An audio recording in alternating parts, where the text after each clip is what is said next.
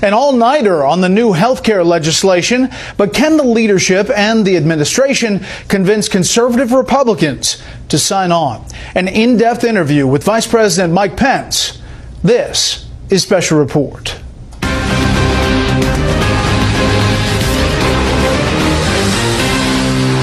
Good evening. Welcome to Washington. I'm Bret Baier. We will have an extended interview with Vice President Pence in just a few minutes. First up tonight, President Trump and his leadership team working both the hard and soft sell to try to get reluctant conservatives to go along with the Obamacare repeal and replace bill called the American Health Care Act. The soft sell comes tonight in, of all places, the White House bowling alley. But the pressure tactics are well underway just about everywhere else. Chief White House correspondent John Roberts is here with that story from the North Lawn. Good evening, John. Brett, good evening to you. The White House's legislative team is conducting a little 10-pin diplomacy tonight, inviting House Republicans over here to 1600 Pennsylvania Avenue for a bowling party, hoping to strike a deal on health care. The president wasn't tipping his hand on his healthcare sales pitch today, meeting with CEOs of small banks, but the White House is putting the hard sell on the AHCA. No matter where you are, especially on the conservative side, you cannot possibly believe that the current healthcare system is an effective program. It is a monstrosity. It is a government gone wrong. Republicans may be united in their opposition to Obamacare, but there is a tremendous amount of blowback on what the White House and House Speaker want to replace it with. Texas Senator Ted Cruz, who had dinner with the president last night, proclaimed the bill will never pass the Senate in its current form. Arkansas Senator Tom Cotton, widely seen as the president's wingman in the upper chamber, tweeted that the plan will be dead on arrival. House health care bill can't pass Senate without major changes, he wrote. To my friends in House, pause, start over, get it right, don't get it fast. President Trump also held out an olive branch to conservative groups fiercely opposed to the replacement bill, hosting them at the White House last night. While the initial reaction seemed positive, the bill as it stands now has serious problems, but I'm encouraged that the president indicated they're working to make it better. Others dug in. The president of FreedomWorks, Adam Brandon, took aim at Republicans in a fundraising email, writing, quote, "I'm furious. For years, these frauds have lied to our faces. They promised to repeal Obamacare, and now that they're in power, they're starting to back down. This is outrageous." The White House was also taken aback today by the disclosure that former National Security Advisor Michael Flynn acted as a, quote, foreign agent during the campaign, doing lobbying work that may have benefited the government of Turkey. Flynn was paid some $530,000 for his effort. I don't believe that was known.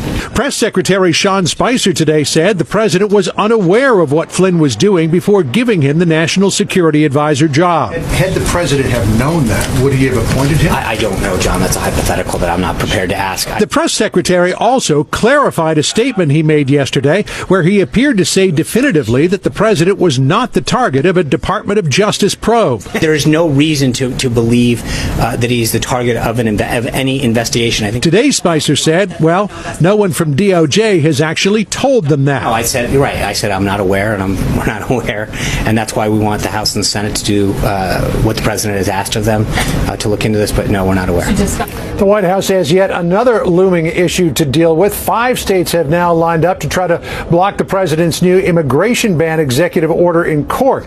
They are seeking a restraining order to prevent it from going into effect in its scheduled date of March 16th. Brett? John Roberts live on the North Lawn. John, thank you. I asked Vice President Pence about that revelation regarding Mike Flynn. You'll hear that in just a few minutes. Right now, Chief Congressional Correspondent Mike Emanuel on Capitol Hill tonight with a ground-level look at the battle over the Republicans' new health care bill. Today marks the beginning of the end of Obamacare. After 27 hours, the Republican health care plan passed 2 House committees. Energy and Commerce voted in favor Thursday afternoon. We're united as a committee. You saw that with the unanimous votes. We're uniting as a conference, and we're going to pass this bill. Ways and Means backed the plan at 4:17 this morning, and the long hours led to a few rare, lighter moments. After 23 hours, Mr. Chairman, not only only the voice goes, the mind goes a little bit, sir. House Speaker Paul Ryan went into professor mode to sell the GOP package with a PowerPoint presentation on the conservative components of this plan, trying to win over his reluctant right flank. This is the closest we will ever get to repealing and replacing Obamacare. The time is here. It really comes down to a binary choice. The choice being this Republican plan or Obamacare. And House Democratic leader Nancy Pelosi blasted the new proposal. It's really a cruel bill that the Republicans have put forth, and it will increase the number of uninsured in our country. On the Senate side, Democratic leader Chuck Schumer suggested Republicans should drop what he called an irresponsible plan. No one likes this bill. Hospitals, doctors, governors, conservatives, liberals, nonpartisan groups, and most of all, the people who will no longer have affordable health care. Some senators are concerned about the final product the House would send them and what the cost of it will be. Majority Leader Mitch McConnell tried to reassure them. There's going to be plenty of opportunity for senators of both parties to change this bill as it moves along. This is not being done in secret. But the Speaker said there are limits. It's really important to try and iron out all the differences, to show that there's folks who say, gosh, you should have this and that in this bill. Reconciliation doesn't let you do it. Ryan spent a lot of time saying this must be done in steps due to the Senate rules on reconciliation. Now some House conservatives are countering, saying perhaps it's time to blow up Senate rules and throw everything into one big bill. Brett? Mike Emanuel live on Capitol Hill. Mike, thanks. And by the way, reconciliation again getting 51 votes to pass an economic bill rather than 60 normally needed in the U.S. Senate. The list of states suing over President Trump's latest immigration travel ban is growing. Washington State and Massachusetts are joining Hawaii in the action. Oregon and New York are also reportedly interested in joining as well. Washington State's Attorney General says he will ask the judge who issued the restraining order against the president's first ban to rule that the order applies to the second as well. Stocks were up slightly today. The Dow and the S&P 500 both gained 2. The Nasdaq was up 1. The FBI is on a mole hunt tonight. The Bureau is trying to find out who gave top secret details of CIA hacking tools to WikiLeaks.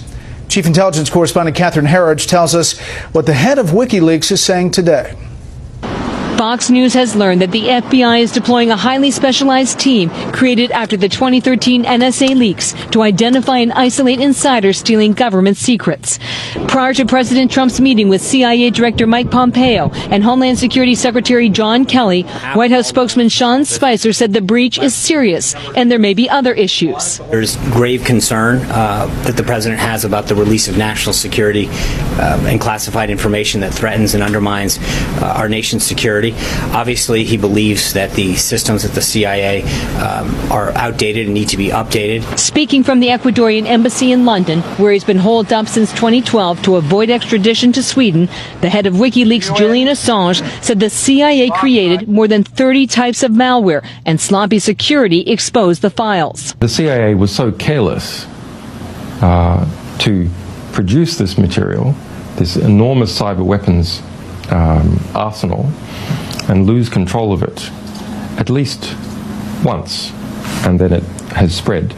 Asked whether the leaked documents shed light on the president's allegations the Trump Tower was wiretapped, Assange offered no direct evidence and a fresh allegation. A real question whether that technology is being used or has been used in these types of investigations. The Russian foreign minister seemed to relish the chaos. When we were blamed of doing something, they presented evidence such as fingerprints of our Russian hackers.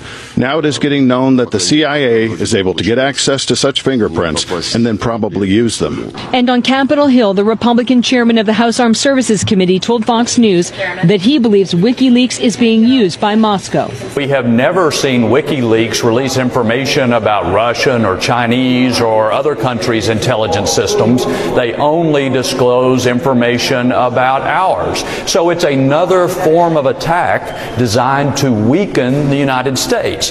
WikiLeaks founder Julian Assange said nothing about his source and offered to work with tech companies to defeat the CIA CIA's hacking tools. A CIA spokesman defended aggressive intelligence operations overseas, saying Assange is hardly a bastion of truth and integrity, Bret. Catherine, thank you. You're welcome. To talk about all of these issues tonight, I sat down with Vice President Mike Pence earlier today on Capitol Hill. His first interview from his Senate office. As Vice President, he is President of the U.S. Senate, and he gets one of those.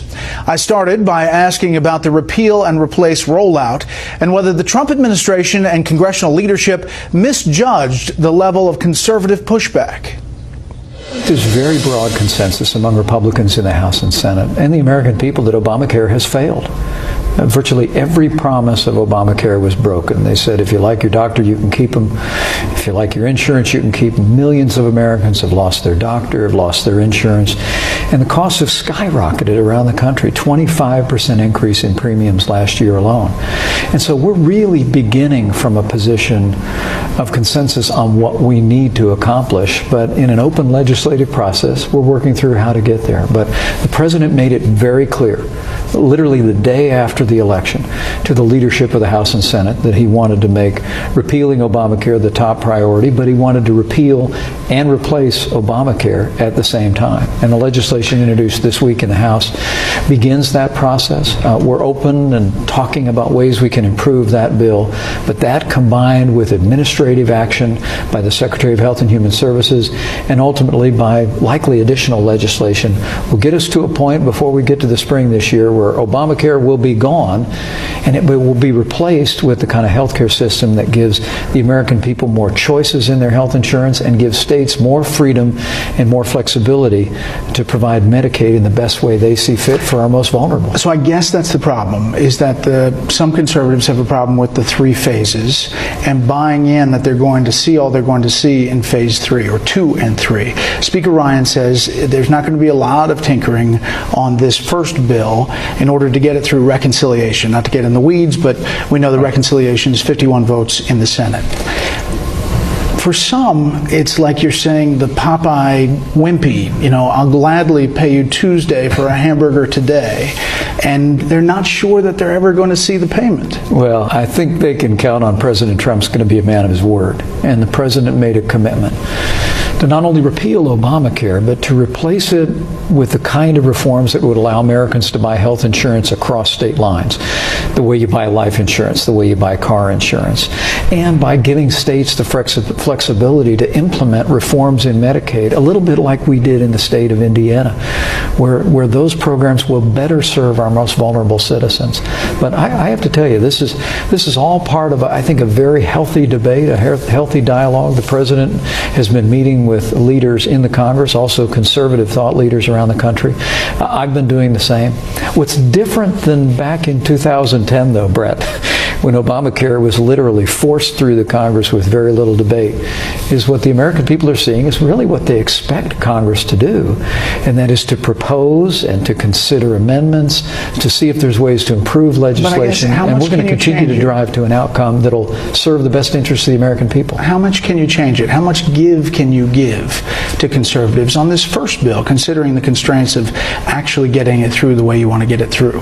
Well, I think we're going to listen very intently to conservative leaders. And, I was a very active conservative when I was in the House of Representatives, and my respect for the men and women who are in the conservative caucus in the House and in the Senate is really boundless. These are people that understand the solutions that we can bring to our healthcare economy, but we're all literally on the same page about where we need to go. But how you get there is oftentimes complicated in Washington, D.C., based upon the arcane rules of the institution. But what President Trump has said to our whole team is continue to engage members.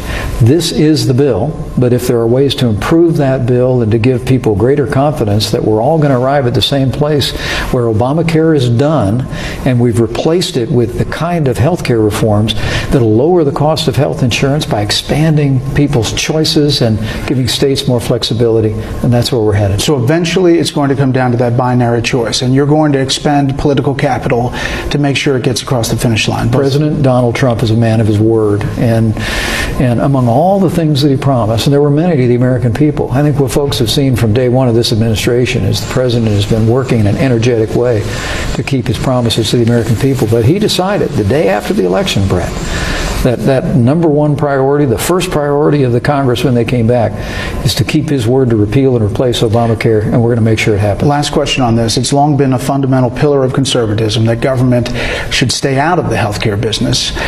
Then came Obamacare, and Republicans, obviously, as you're talking about, wanted to get rid of it right away and have fought to get in power to do that. Philip Klein says that liberals, quote, have won the central philosophical argument and Republicans are reduced to fighting over the mechanics. What's your reaction to that? The central flaw of Obamacare was that liberals here in Washington, D.C. decided that it would be appropriate for the federal government to order every American to buy health insurance, whether they want it or need it or not.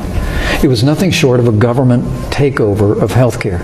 It came with it mandates and tax penalties for people that wouldn't buy health insurance. In a very real sense, it stifled innovation, it stifled growth in the American economy, and the American people know it.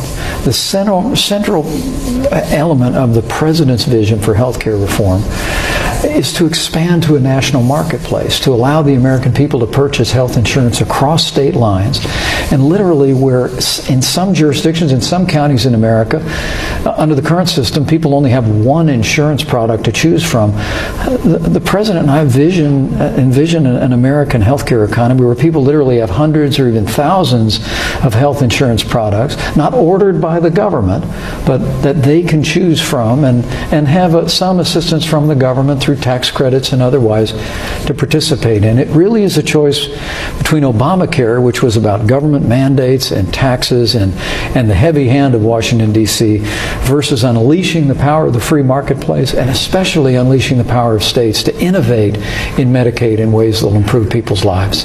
So you're still confident?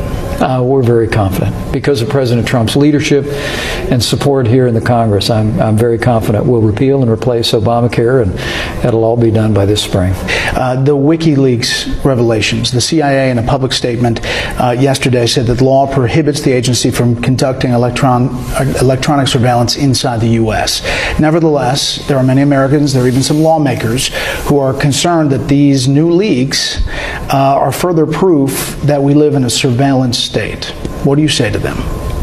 Well, what I say is, first and foremost, I obviously cannot confirm whether or not the documents that have made their way into the public through WikiLeaks are actual CIA documents. But if in fact these documents, as alleged, are from the CIA, what I can say is it would represent one of the most significant compromises of national security in recent memory. And the fact that this took place more than a year ago under the last administration, I can assure you, at the President's direction, we're carefully examining these allegations, and if proven to be true and confirmed publicly, I can assure you that no resource will be spared in holding those account who have leaked information that could well constitute a compromise of methods and a compromise of our national security. You know that candidate Trump on the trail said many positive things about WikiLeaks. Boy, that WikiLeaks has done a job on her, hasn't it? Oh, we love WikiLeaks. Boy, they have really, WikiLeaks, they have revealed a lot. This WikiLeaks is unbelievable. What we've learned about her and her people, what they've said about her behind her back, but now it's not behind her back. Just today, Senator Ben Sasse said that Julian Assange should, quote, spend the rest of his life wearing an orange jumpsuit. So the question is, will the Trump administration pursue charges against the WikiLeaks founder? Well, let me say, without confirming the validity of these documents that have made their way in the public domain, that trafficking in national security information, as is alleged WikiLeaks has done here, is a very serious offense. And it represents a compromise of the security of the American people. And this president and this administration will take that very seriously and use the full force of the law and the resources of the United States to hold all of those to account that were involved. What did you first think when you saw those tweets about wiretapping from President Trump? Well, I know there were press accounts that alluded to those matters, and the President and I are very confident that the bipartisan congressional committees that are examining issues that emanated in last year's campaign will now consider those allegations as well. Look, the American people have a right to know, and we're very confident that those congressional committees will examine the facts before them in a proper setting and come to the conclusions and resolve those issues in an appropriate way. Why couldn't you pick up the phone and find out? Well, I think there are some appropriate limitations on activities of that nature, and the President and our administration want to be very respectful of the process and ensuring that our congressional committees have the latitude to get the information they need to get to the bottom of those allegations and other allegations that have been raised. We're confident that they'll have. You think it's possible that President Obama ordered the wiretap on candidate Trump? I think we'll just let the congressional committees review that and answer those questions. Those are knowable answers.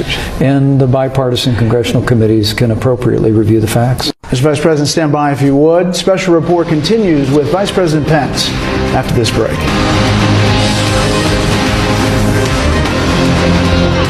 Repeal, replace, restart? Will GOP infighting force them back to square one? Mike Huckabee and Sean Duffy on the next First 100 Days.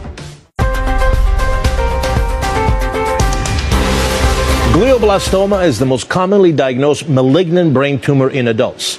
Survival rates are typically measured in months, not years.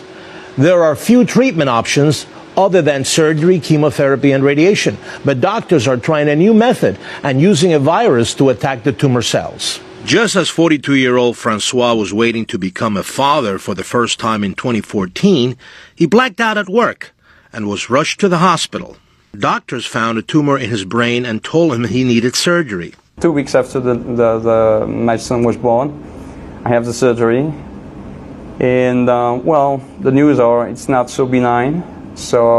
And I went for a regular treatment. Diagnosed with glioblastoma, Francois began traditional cancer treatments, chemotherapy, and radiation. The tumor came back about a year later, and Francois went to the Cleveland Clinic. They say, well, it looks still kind of dangerous. It's coming back. Doctors told him about a clinical trial where they inject a live virus directly into the brain tumor. The idea is the virus will deliver therapeutic genes to the tumor. The virus hasn't been seen in humans before, which means we don't have an immunity to it. So it's very effective as a delivery system. Once we're done removing the solid tumor, we inject the virus into the brain immediately around that solid tumor, but we know that there are invading tumor cells there that we cannot remove safely. So in this case, it's treating what we call the infiltrative tumor.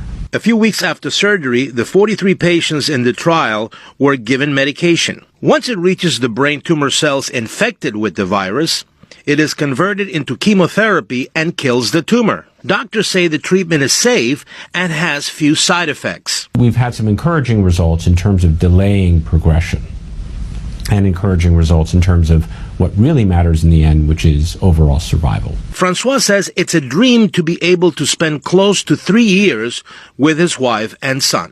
He's as old as my health problems. So anytime he celebrates a new birthday, I know how many years I got back, you know, how many more years maybe I wouldn't have had. This is a phase 1 trial, so long-term results remain to be seen. But overall survival rate of those in the trial increased to nearly 14 months. That's compared to 7 months without the virus. For some of the patients, survival was extended more than 2 years with few side effects. For more information, go to clevelandclinic.org. I'm Dr. Manny, Fox News.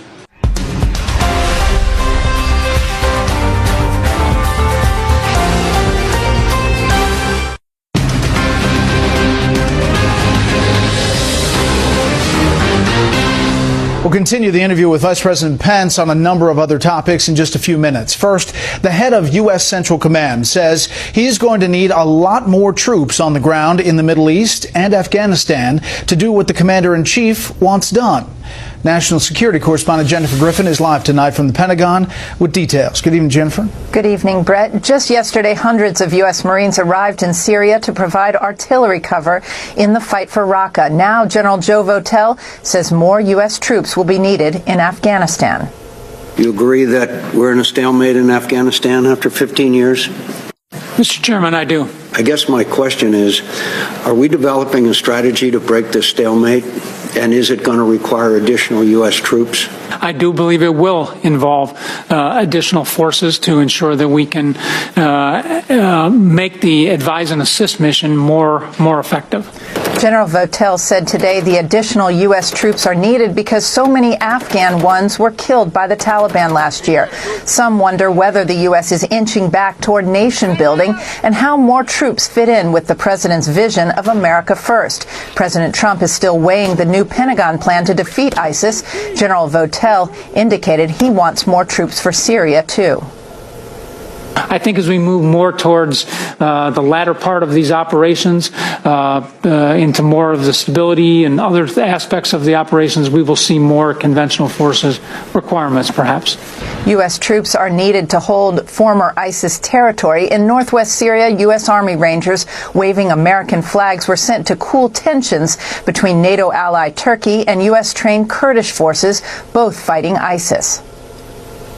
The issue here really is not only defining the mission, but preventing mission creep in terms of sort of finding ourselves committed not just to destroying ISIS, but to somehow refereeing a very complicated situation. I foresee a train wreck here. We've just learned 1,000 U.S. soldiers are being sent to Kuwait to serve as a reserve force to fight ISIS, Brett. Jennifer Griffin live at the Pentagon. Jennifer, thank you. General Votel also says an exhaustive review of the U.S. raid in Yemen that left a Navy SEAL dead concludes there were no lapses in judgment or decision-making surrounding that operation. Chief Special Warfare Officer William Ryan Owens died. 6 other American service members were injured and a U.S. helicopter was lost. General Votel says the U.S. did gain valuable information during that raid. Congressional leaders were briefed late today on what investigators have uncovered so far about Russian activities leading up to last November's election. FBI Director James Comey was part of that classified briefing on Capitol Hill today. I start with a question on the Russia investigation in part 2 of my interview with Vice President Pence. Understanding that all the intelligence officials who have talked about this, all the committee chairmen who have talked about the evidence so far, say they have found zero evidence of collusion between the Trump campaign and Russians. Understanding that, there are these reports about these connections. Konstantin Kilmanek, a Ukrainian Russian with Paul Manafort, who meets with him and briefs him on Ukraine and apparently gets the plank out of the GOP platform. Are you concerned, as some of these reports come out, about connections with campaign officials? Well, let me just say, I think we're very confident that the bipartisan congressional committees that are examining information that's been made available to them will arrive at the right conclusion and give the American people the facts. I think when the former director of national intelligence said just a week ago that in the report he prepared by the end of the year there was no evidence of collusion between Russian officials and our campaign, I think that speaks with great authority. But look, I have to tell you, as I travel around the country and as we move forward in this campaign, I honestly believe that while Washington, D.C. seems at times preoccupied with these issues, the American people are really preoccupied with an economy that seems to be getting back on its feet. Nearly 300,000 jobs created in February.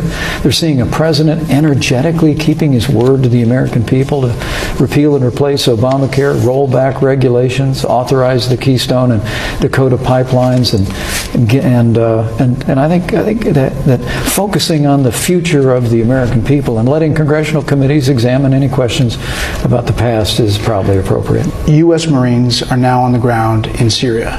It seems like a big line that conventional troops are now there for all that we heard about the concern whether we were going to do that or not. What do the American people need to know about that operation, and how big is it going to be? We never discuss troop movements. As the father of a United States Marine, I can fully appreciate the importance of never signaling to the wider world where our troops are or aren't, or activities they're involved in, Bret. But the President has made it very clear that we intend to hunt down and destroy ISIS. We have more than 5,000 American servicemen and women in the battle in Mosul right now. And the American people can be assured that President Trump will keep his word to the American people, that we will take those steps that are necessary to destroy ISIS and destroy its ability to inspire violence here in the homeland or bring violence to our people or our allies. But this is an escalation. As I said, I think that the fact that we're involved in the battle in Mosul, I can confirm, but I can also confirm that President Donald Trump is absolutely committed to taking those steps that are necessary to destroy ISIS. The story today that former National Security Advisor Michael Flynn has filed with the Department of Justice as a foreign agent for making more than $500,000 as a lobbyist, essentially, for Turkey. Your reaction to that, considering that, doesn't that mean, Mr. Vice President, that even if he didn't lie to you about what the Russian ambassador said or didn't say, that you would have had to fire him anyway? Well, let me say, hearing that story today was the first I heard of it. And I fully support the decision that President Trump made to ask for General Flynn's resignation. You're disappointed by the story? The first I heard of it, and I think it is an affirmation of the President's decision to ask General Flynn to resign. For the people out there who say this administration's not got its sea legs yet, that there's hollowness underneath the top appointments, beyond what the Senate has done or not done in cabinet appointments, what do you say to them? Well, I say we faced unprecedented obstruction by Senator Schumer and Democrats here in the United States Senate, and I think the American people are getting tired of it. We almost got our entire cabinet confirmed in one of the slowest processes in the history of this country. And now, as we go through the process of continuing to fill out our administration, our hope is that the American people will let their voice be heard, that they're tired of the games, they're tired of Senator Schumer and Democrats in the Senate slow-walking our team. President Trump was elected to advance an agenda to make America great again. We're proud of the team that we have. We've made great strides, but it's time for the Senate to stop playing games. Let's debate all the issues. Let's debate all the legislation. That's what the Senate is for. But the time has come for Senate Democrats to step up and let the President's team have their team, and we'll move this country forward. And the other appointments below are going to happen. They're going to happen, and we're working with Senate leadership to make them happen. But it's time for the games to end. Mr. Vice President, we really appreciate your time. Thank you, Bret. Healthcare, WikiLeaks, and wiretaps. We'll talk about reaction to that interview and the day's news when the panel joins me after a break.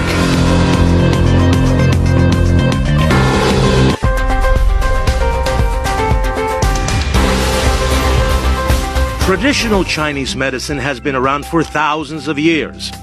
Its growing popularity is helping Western medicine address major health issues. 48-year-old Tarja Toikkanen has suffered from migraines most of her life and only found relief through acupuncture. When she was having a hard time after separating from her husband, she turned to medical Qigong. I started relaxing and I wasn't so stressed and I was happier. Dr. Lisa K. Perdue says a qualified practitioner is able to manipulate energy throughout the body to relieve a variety of ailments. Okay, Tadia, so we're working here on the lungs.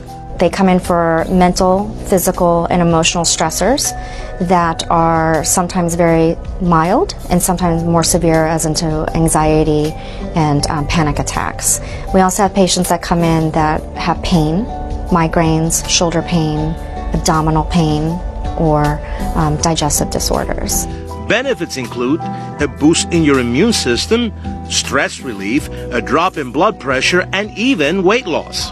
Believe it or not, it comes as a healthy side effect when the body starts regulating itself.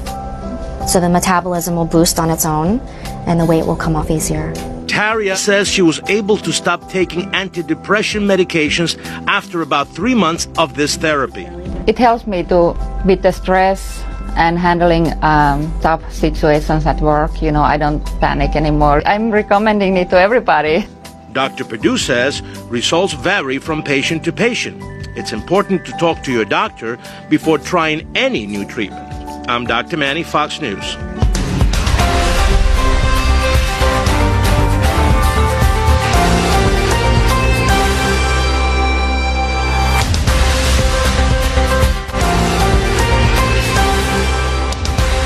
"27 years later, Nike unveiling self-tying kicks, just like Marty McFly's shoes from Back to the Future Part 2. Here's how they work. You step in and the laces tighten automatically. A plus button on the side and a tiny motor under your foot adjusts the fit. Press the minus button when you want to release them.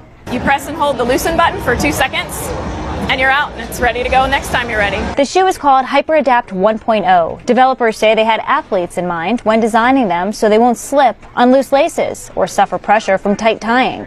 They do need to be charged up once every 2 weeks, and they will come in 3 colors. But will they be enough to capture the millennial market? When I talk to kids, they are all about Under Armour. It's all Under Armour and Steph Curry. They think Nike's for me. It's for old guys. The smart shoe will only be available to Nike Plus members. No word yet on what they'll run for, but they're due out just in time for the holidays. And Marty McFly, he'd be so happy. In New York, I'm Lauren Simonetti, Fox Business.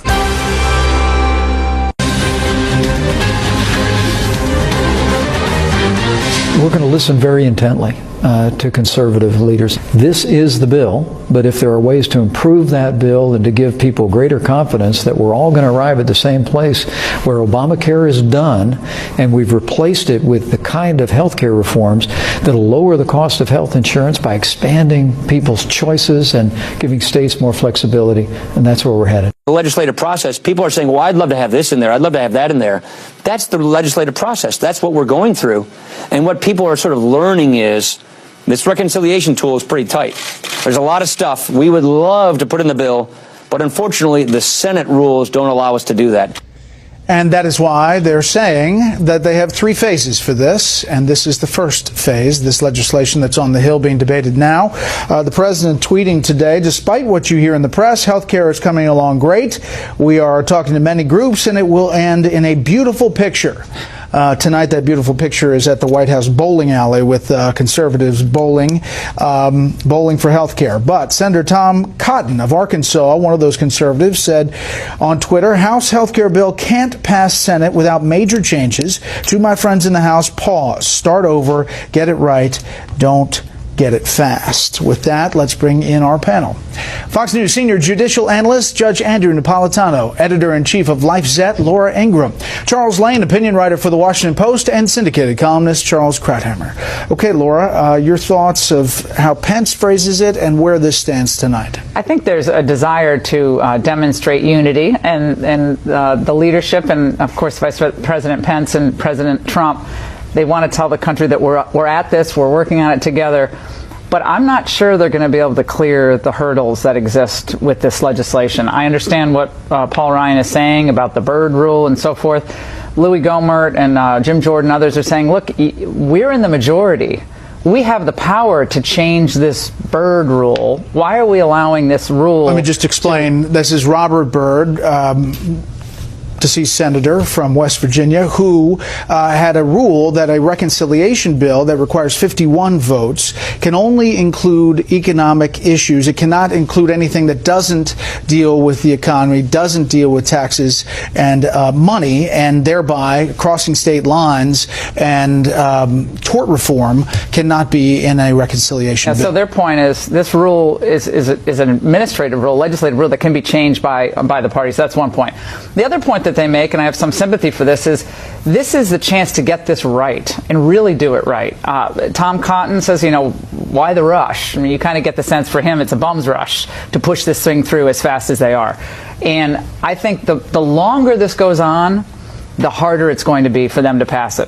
From Talk Radio Land and other conservative groups that are fiscally conservative and want to have a good example for the rest of the country, really bring costs down of health care, this doesn't do it for them. All right, Judge. The answer to that from the administration point of view, we've heard, is you got to get this out first before you can do tax reform or anything else. Right. Number one. Number two, it's better than Obamacare. Right. And like Reagan, take the 80% loaf. Right. I understand those arguments, and the president himself made another one either last night or today, saying if we don't do this, the 2018 congressional elections are going to be a bloodbath, meaning the Democrats are going to gain seats in the House. I'm entirely with Laura. I'm entirely with the small government folks. I don't see the reason to rush. The essence of Obamacare is the federal micromanagement of the health care system, and that essence remains in this legislation. And the time to get rid of it is right now, because they're never going to have greater numbers in the House and the Senate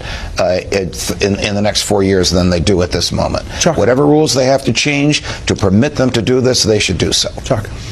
They don't have the votes. Let's just be clear here. With this current, as it stands today, this legislation. And not only that, they don't have the votes to do the extra stuff, like the across state lines. At least they don't clearly have those votes. As Paul Ryan explained, that would be the third prong. That would be this additional stuff, he said. And I don't know who the Democrats are in the Senate who are going to Well, there's 11 of them, as I pointed out yesterday, in states that 80% of the counties went to Donald Trump, yes, and, that are up for re-election in 2018. And I'm not sure how many of them will vote to put their state insurance commissioner out of business by allowing people. But anyway, that's a separate point. That's point one. Point two is the Republicans are now in the business of taking something away. When was the last time the federal government abolished any program, let alone a program this big? It's hugely risky politically. And I think that's the bottom line reason people like Tom Cotton and others are hesitating. Yes, they promised to do it. But the first, the Democrats are just, waiting for the first person to lose his Medicaid, blame it on Paul Ryan, and I think that's what they legitimately are afraid of. But when you come to politics, aren't we always one election away from dealing with the big thing anyway?